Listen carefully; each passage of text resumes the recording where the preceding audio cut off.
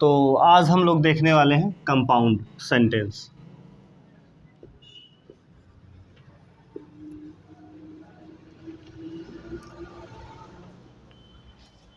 अभी कई चैप्टर हमने पढ़ लिए हैं।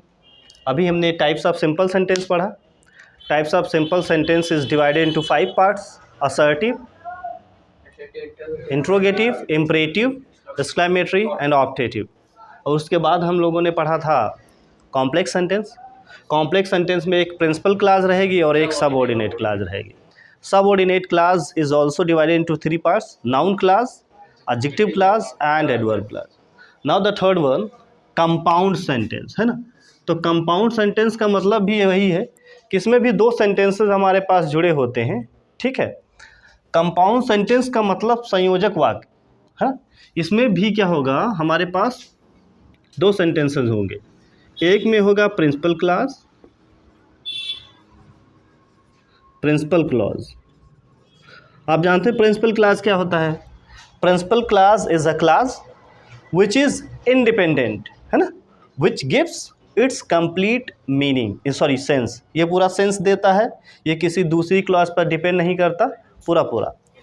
और दूसरा हमारे पास जो रहेगा वो रहेगा कोऑर्डिनेट क्लास। कोऑर्डिनेट क्लास, इसका मतलब क्या होता है? समान पदीय उपवाक्य। तो समान पदीय का मतलब क्या? जिस तरीके से प्रिंसिपल क्लास होगा उसी तरीके से ये होगी कोऑर्डिनेट क्लास। कोऑर्डिनेट क्लास बिल्कुल सेम मीनिंग रखेगा, इसीलिए तो इसका नाम है समान पदीय वाक्य। अब क्या होगा सेंटेंस, हमारे पास दो सेंटेंस मान ले दिए हैं, तो एक सब्जेक्ट होगा, फिर एक वर्ब होगी, फिर एक सब्जेक्ट होगा, फिर एक वर्ब होगी, और फिर बाबू होगा क्या कि ये सेंटेंस सिर्फ हमारा कंजक्शन से जुड़ा होगा। कोई भी सेंटेंस किसी दूसरे सेंटेंस पे डिपेंडेंट नहीं होगा, है ना, बराबर। अगर एक पार्ट अगर आप रिमूव भी कर देते हैं तो दूसरे पार्ट के ऊपर कोई भी फर्क नहीं पड़ेगा। ये दोनों सेंटेंस किसी रीजन से लॉजिकली जुड़े होंगे, बाकी दोनों का सेंस कंप्लीट होगा। इधर भी सेंस कंप्लीट होगा और इधर भी सेंस कंप्लीट होगा। इसको जोड़ने के हमारे पास 4 तरीके हैं: कम्युलेटिव, अल्टरनेटिव, एडवर्जेटिव एंड इलेटिव। 4 तरीके के हैं, ठीक है। पहला क्या है? कम्युलेटिव, दूसरा एडवर्जेटिव, अल्टरनेटिव और इलेटिव।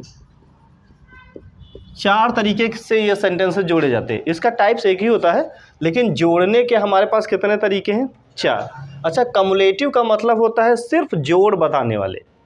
ये सेंटेंसेस ऐसे होते हैं जो सिर्फ जोड़ बताते हैं। जैसे तुमने देखा था, जैसे लिखा है नंबर 1, God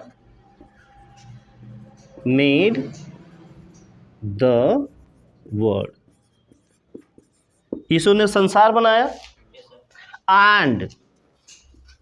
and man made the country. और मनुष्य ने देश बनाया। ईश्वर ने ऊपर से संसार बनाया था, फिर मनुष्य ने देश को किस में बदल दिया? कंट्रीज में बदल दिया, देश बनाया। तो दोनों सेंटेंसेस बराबर हैं।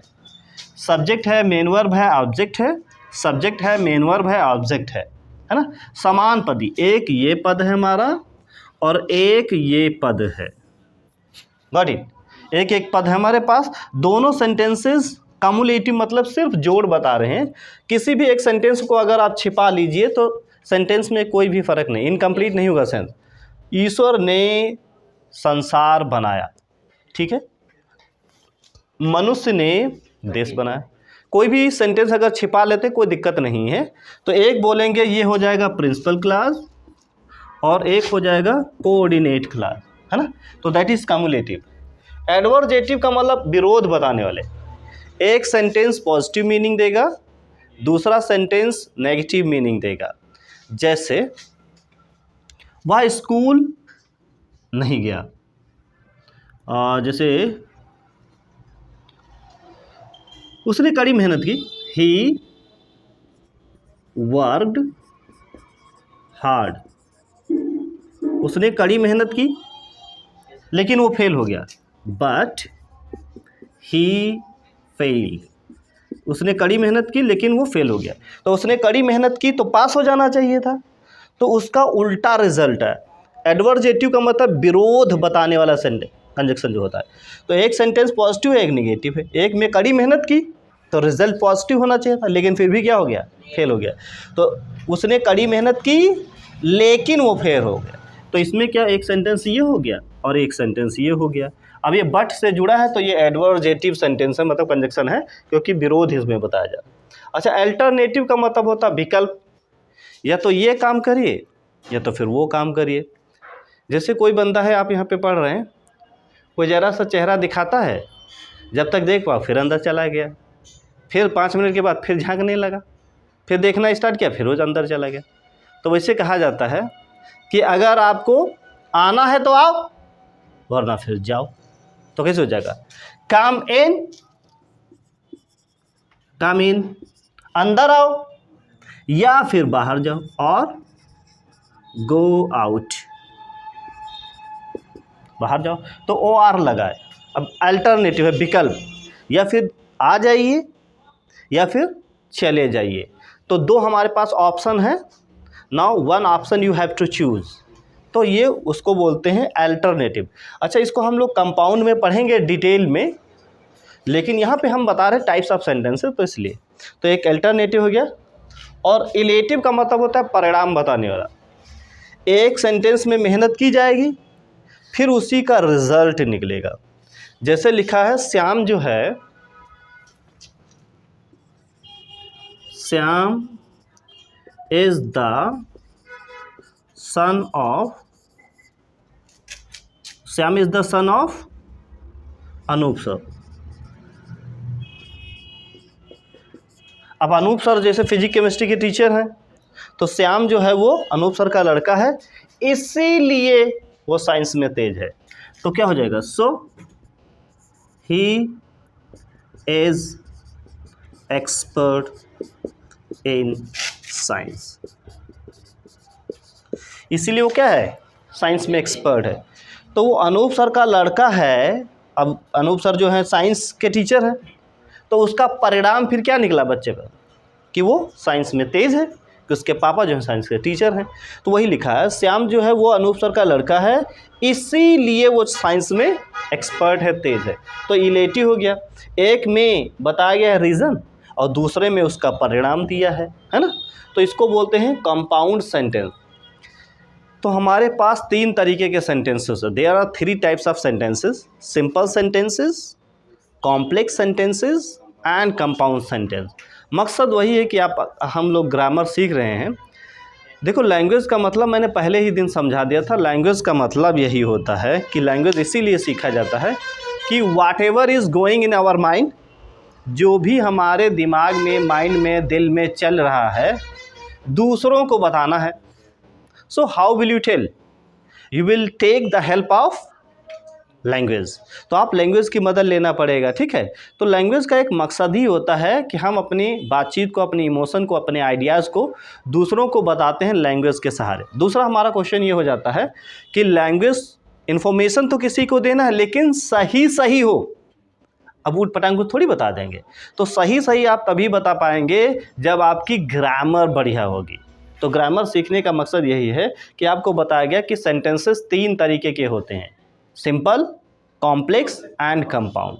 अब टाइप्स ऑफ सिंपल हमारे 5 थे, तो आपने 5 पढ़ लिए, और टाइप्स ऑफ कॉम्प्लेक्स सेंटेंस 3 थे जो आपने पढ़ लिया, और कंपाउंड सेंटेंस होता 1 है लेकिन बनता 4 तरीके के हैं जो आपने पढ़ लिया, ठीक है। अभी हम लोग पार्ट्स ऑफ सेंटेंस पढ़ेंगे, ठीक है, लिखिए। चलिए, अभी हम लोग पढ़ने वाले हैं पार्ट्स ऑफ सेंटेंस। अभी हम लोगों ने पढ़ा types of sentences, now we are going to study about parts of sentence. Parts of sentence. अब every sentence is divided into 2 parts. हर एक सेंटेंस के 2 हिस्से होते हैं। हाई स्कूल में आपने पढ़ा होगा और शायद भूल गए हों, और नहीं भी पढ़े हैं तब कोई दिक्कत नहीं। अब हम लोग पढ़ने जा रहे हैं parts of sentence. Every sentence is divided into 2 parts, subject and predicate. तो पहला हमारा है सब्जेक्ट्स।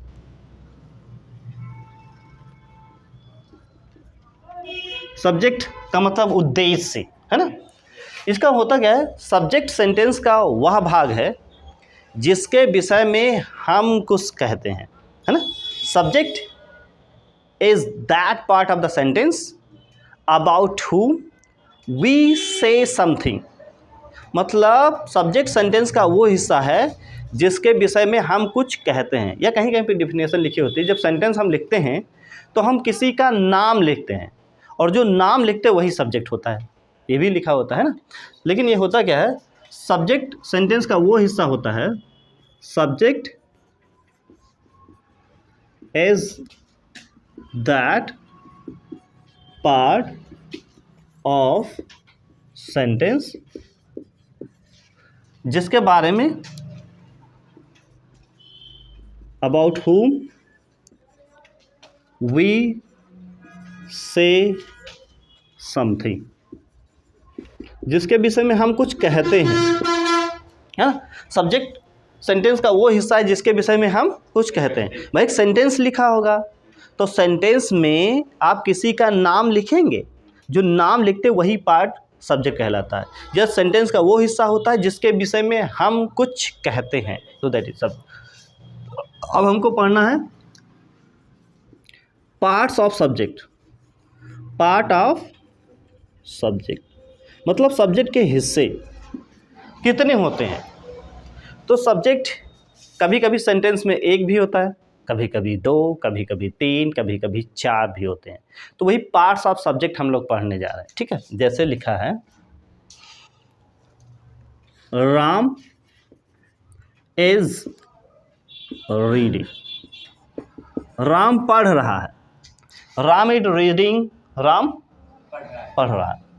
ओके, तो यहाँ पे अगर हम देखें तो अभी डिफिनेशन को सिद्ध करें। सब्जेक्ट सेंटेंस का वो हिस्सा होता है जिसके विषय में हम कुछ कहते हैं। तो राम इज रीडिंग, राम पढ़ रहा है। तो राम के विषय हम क्या कह रहे हैं कि पढ़ रहा है। तो राम के विषय में बताते हैं कि पढ़ रहा है। तो कौन पढ़ रहा? राम। तो राम सब्जेक्ट हो गया हमारा। तो यहाँ पे अगर हम देखें तो यहाँ पे सब्जेक्ट एक है। अगर हम इस तरीके से लिखें, आ मैन इज रीडिंग, एक व्यक्ति पढ़ रहा है, तो ये हमारा पार्ट अलग होगा, ये अलग हो गया, दोनों मिलके सब्जेक्ट हैं। लेकिन अब क्या हो गया, अरे बाबू दोनों ये सब्जेक्ट हैं। हेल्पिंग वर्ब के आगे जितना भी पार्ट होता है वो सब्जेक्ट कहलाता है, जितना भी। लेकिन पार्ट्स ऑफ सब्जेक्ट हम लोग पढ़ने वाले हैं।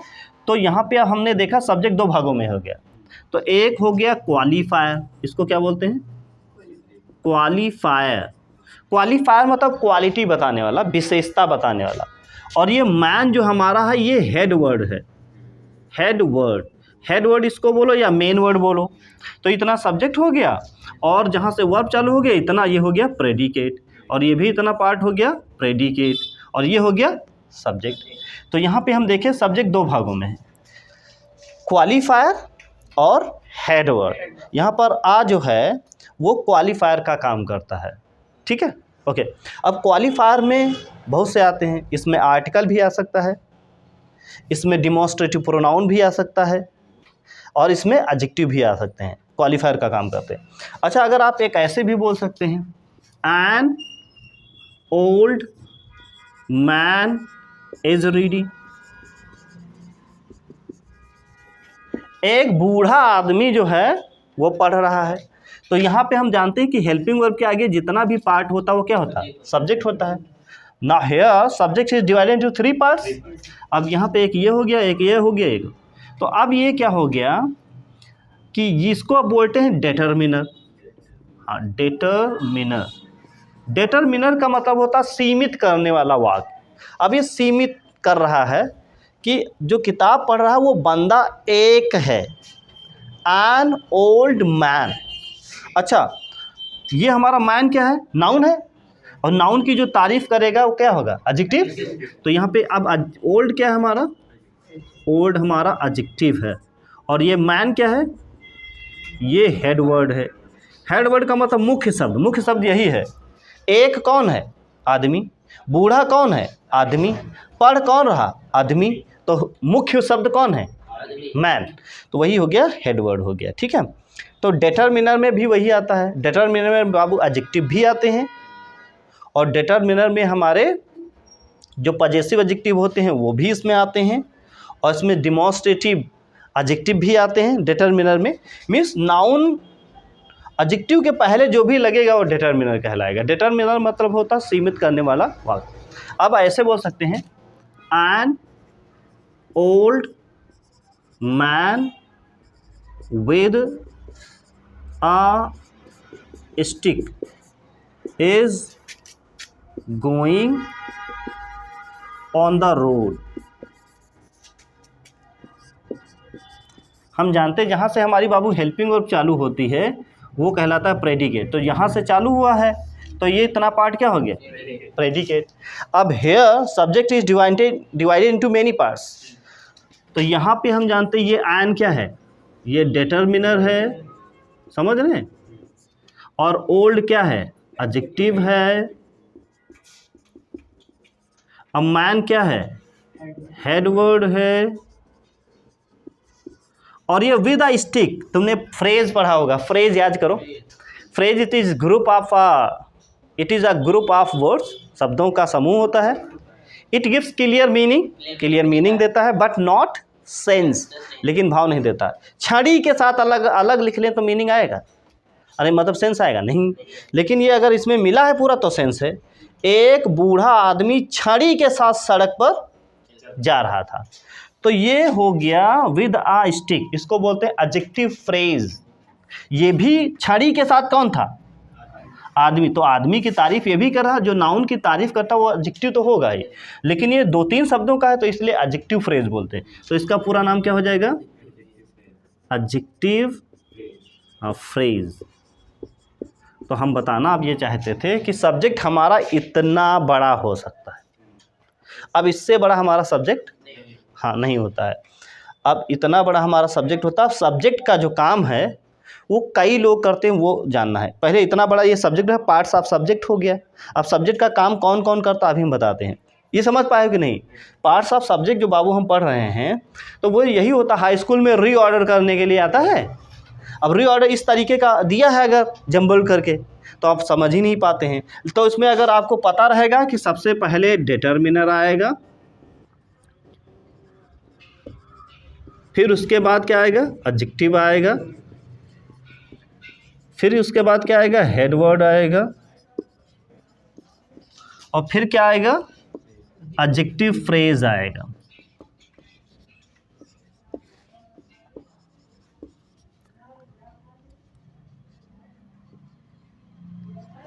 एडजेक्टिव फ्रेज आएगा। अगर ये तुमको पता है तो तुम आसानी से ट्रांसलेशन भी कर सकते हो और सेंटेंस को रीअरेंज कर सकते हो। अब चाहे एसएससी हो, चाहे मतलब कोई भी कंपटीशन हो, जो पैरा जंबल करके आते हैं, अगर उसमें इस तरीके की गलतियां हैं या करेक्ट करने के लिए तो आप आसानी से पहचान सकते हैं कि ये सेंटेंस की मिस्टेक है, ठीक है। अभी आपको जान लेना है कि सबसे पहले डिटरमिनर आता है, फिर एडजेक्टिव आता है, फिर हेड वर्ड आता है, और फिर एडजेक्टिव फ्रेज आता है। गॉट इट, इस तरीके का। अब ये सब्जेक्ट इतना बड़ा, मतलब एक वर्ड का भी हो सकता है, 2 का भी हो सकता है, 3 का भी हो सकता है, और 4 का भी हो सकता है। अब यहाँ पे सब्जेक्ट का काम करता कौन कौन है वो हमको पढ़ना है। हु कैन, या विच वर्ड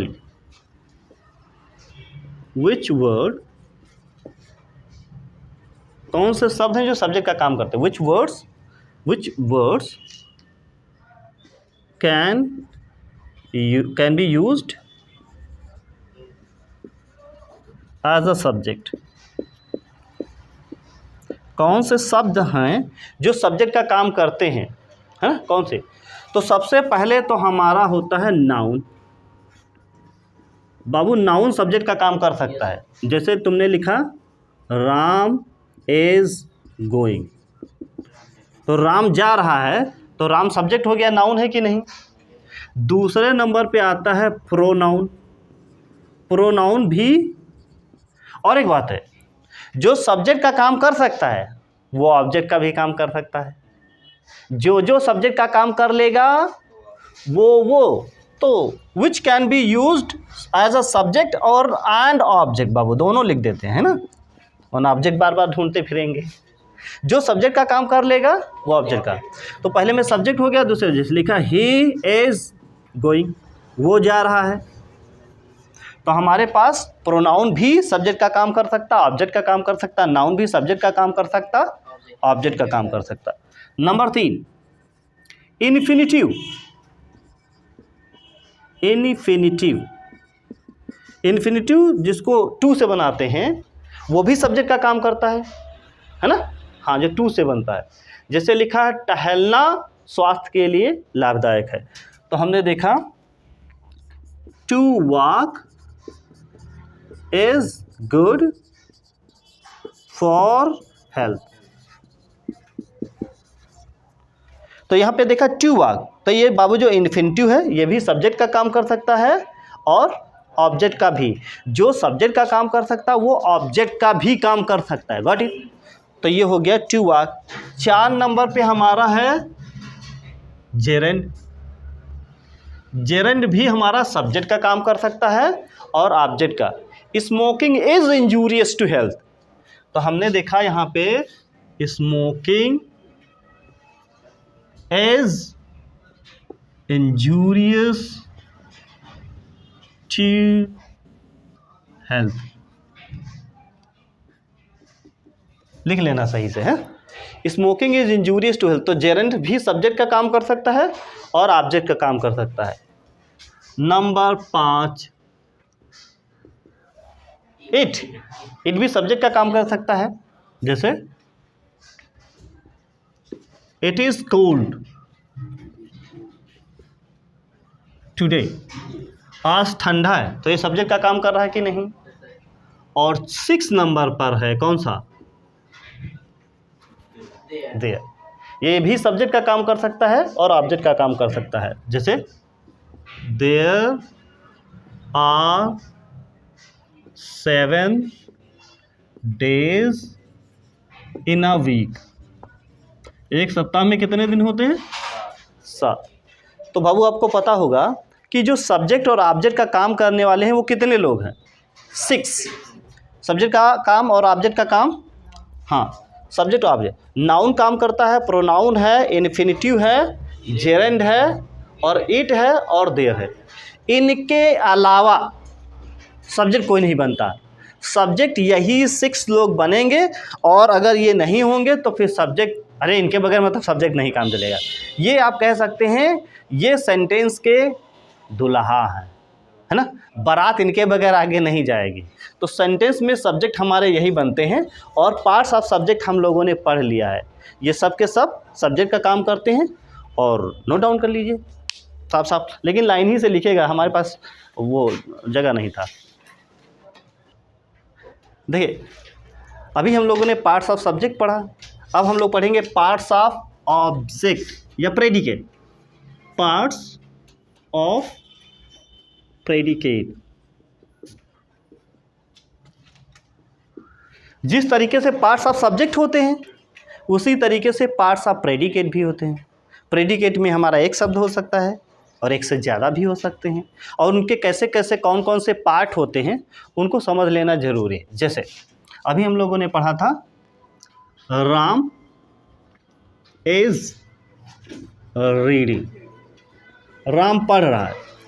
तो सेंटेंस के अंदर जो नाम होता है जिसके विषय में हम कुछ कहते हैं तो वो होता है subject.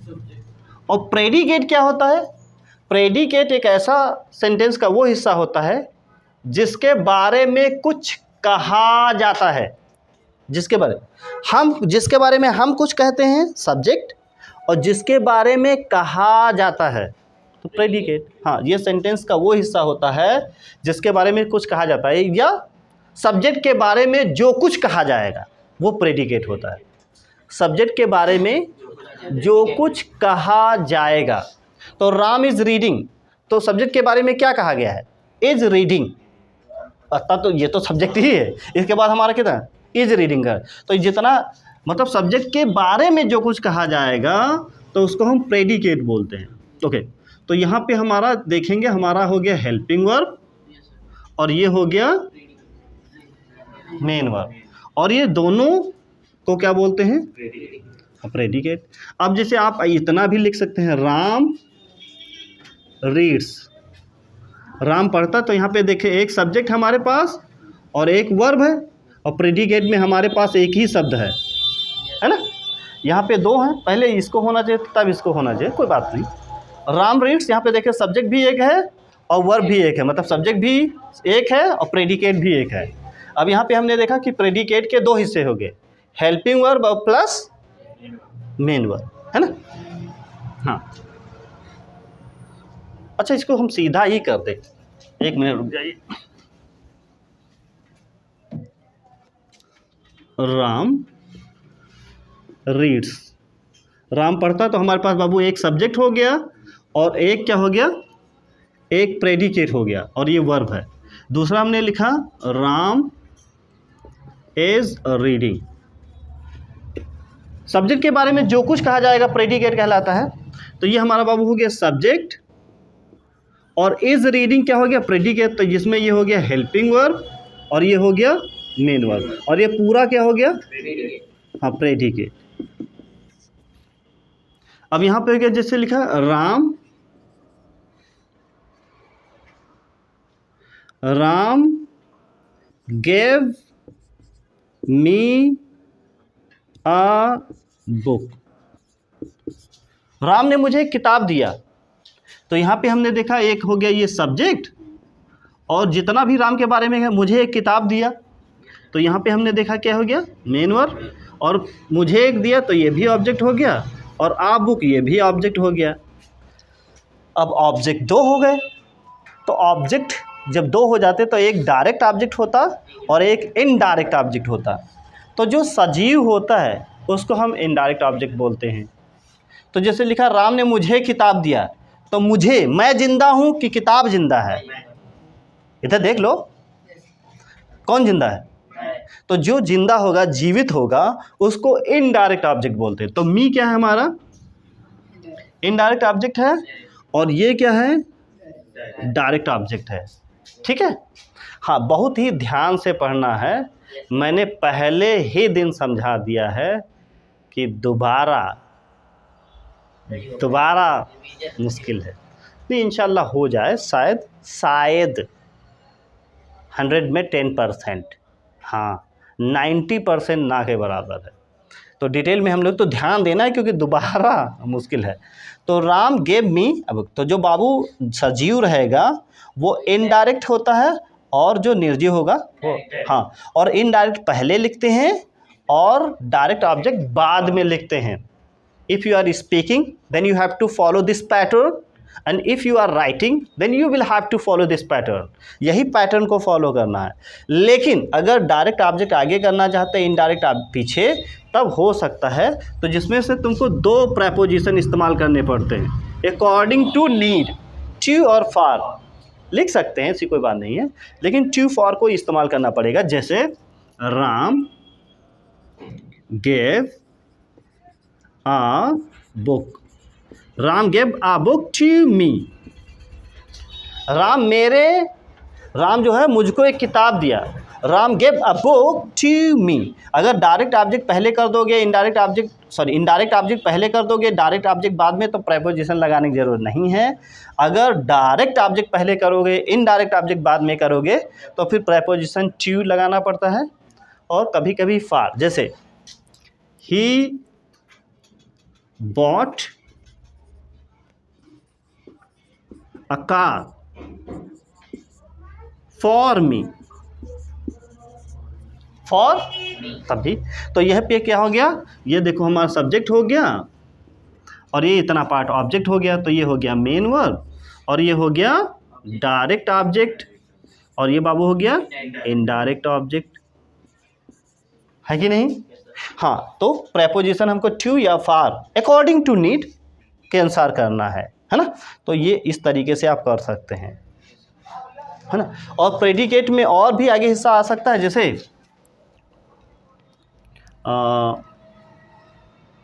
He will help you tomorrow, वो तुम्हारी जो है कल मदद करेगा।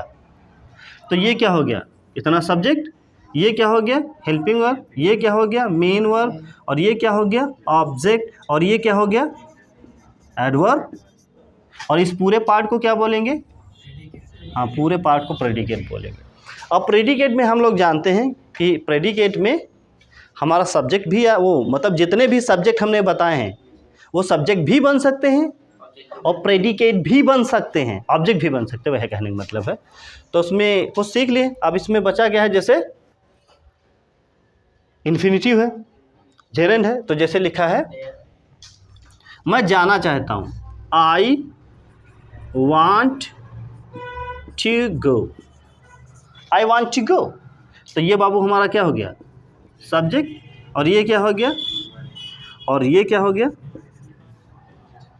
और इन्फिनिटिव है कि नहीं।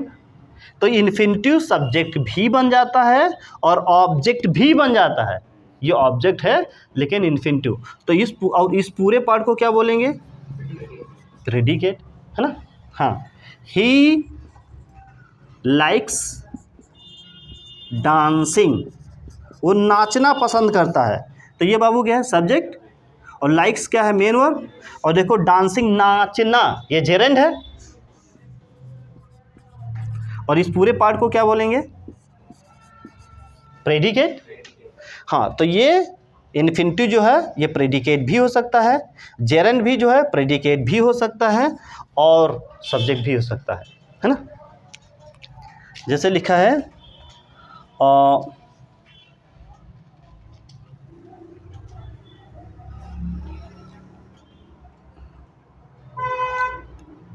ही बीट इट, उसने उसे पीटा, कोई चीज़ होगी, कोई चीज़ है। तो ये अब यहाँ पे क्या हो जाएगा सब्जेक्ट, और ये क्या हो गया मेन वर्ब, और ये क्या हो गया ऑब्जेक्ट। तो ऑब्जेक्ट में हमारा इट आ सकता है, सब्जेक्ट भी बन सकता है और ऑब्जेक्ट भी बन सकता है। तो ये भी प्रेडिकेट, ये पूरा पार्ट तो क्या हो जाएगा हमारा प्रेडिकेट हो जाएगा। और आप बोल सकते हैं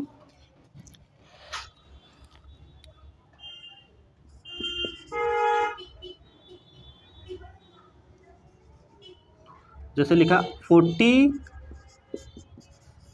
टीचर्स